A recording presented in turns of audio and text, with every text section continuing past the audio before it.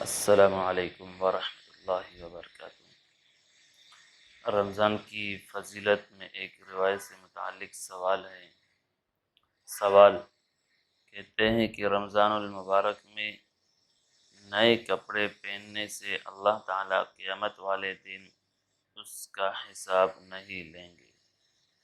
یہ بات کس حد تک درست ہے؟ برائے مہربانی کر کے بتائیں۔ جواب: احادیث میں رمضان المبارک کے بہت فضائل وارد ہوئے ہیں۔ من جملہ ان میں سے ایک فضیلت یہ ہے کہ اس مہینے میں ہر عمل کا ثواب فرض کے برابر کر دیا جاتا ہے، اور اس مہینے میں مومن کا رزق بڑھا دیا جاتا ہے۔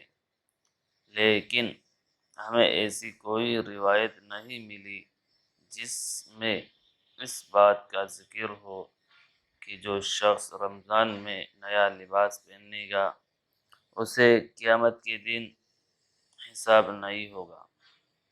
لہذا اس روایت کو آگے نقل کرنے سے گریز کرے فقط۔ واللہ اعلم بالصواب۔